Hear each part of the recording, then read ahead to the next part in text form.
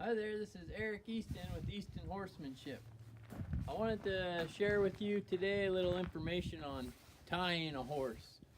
Tying can be a very dangerous situation, or if you prepare and just are aware and careful, it doesn't need to be dangerous. So I just wanted to show you how I like to tie my horses. At least when I'm in the area. If I'm gonna be leaving them tied, I won't tie them like this. But I'll show you. If I lead them up to my trailer here, I've got this tie ring, and typically people like to tie just a knot to this, but that can be pretty dangerous. I like to take my lead rope through the ring, up and around this trailer bar, and then back through this ring. And then instead of really tying them, it's more just creating some resistance. I put a couple twists around that lead rope so that if they pull, there's some tension. But if they really pull, it'll give. There'll be some, I'm not as strong as a horse, I can't pull that, but there'll be some pulling through, and that'll pop out in case your horse is pulling back or rearing up spooks or something. So that would come loose, and you would still have a horse that didn't have a broken neck and was still in good shape. And I have actually had this pretty recently work in my favor. I was at the trailer and my horse did spook, not this one, but my younger one. And she did spook and pulled back and reared up. And this did like it should. It slipped through there, and I was able to catch the end and get her calmed down, and it was just life went on as normal. So nothing bad had happened there. So I wanted to show you that. And I know we don't all have this same setup. So possibly you just have a ring and your trailer's closed, or if you're tying just at a ring, you can do something real similar. Is just looping, going through, and then adding the twist. This doesn't add as much friction, so you'd have to put more twists in your lead rope to keep them from being able to pull that loose. See, there's so much less friction there. So that one you could do if you're gonna be right in the immediate area and be able to keep an eye on your horse. If you're tying through the ring and you need it a little more secure, if you go through once, twice, see that's twice through the ring, and then add those twists in there, that's going to add a bit more friction to keep them from pulling that loose. So being creative on that is pretty important.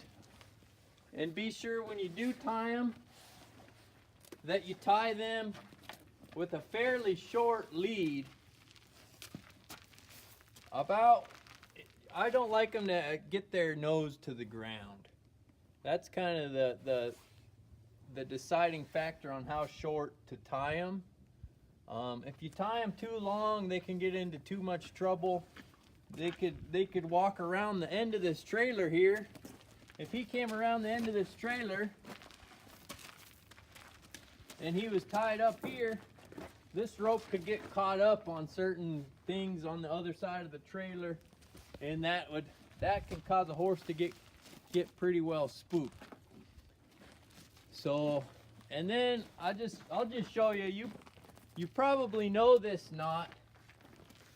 Let me get my horse squared up here.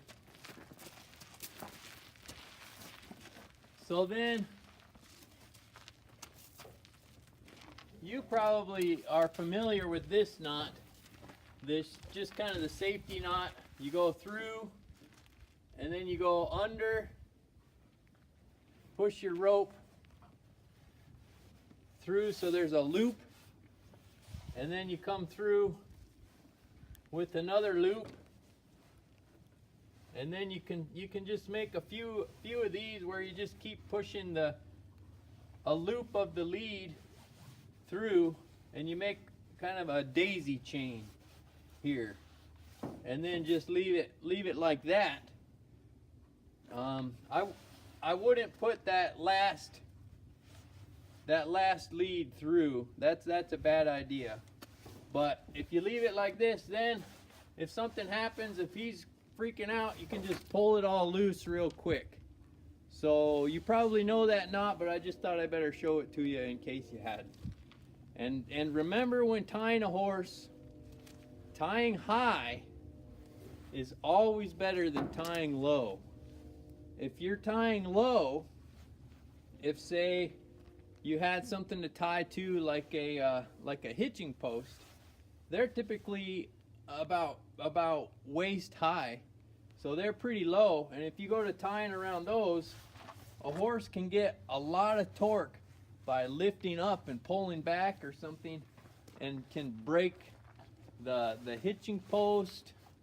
I've heard stories, bad stories about those coming apart, or break their own neck trying to add that much force.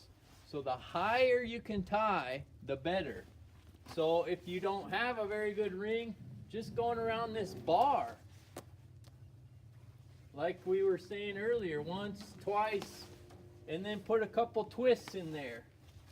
That's going to be pretty secure.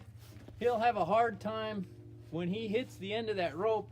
He'll know that there's an end to it. He'll feel that and not want to pull. But if he had to get loose, he could. So just some safety to try to keep you and your horse healthy and happy, so you can have a long season, a long life together. I hope this helped you. I hope you were able to get something out of this video.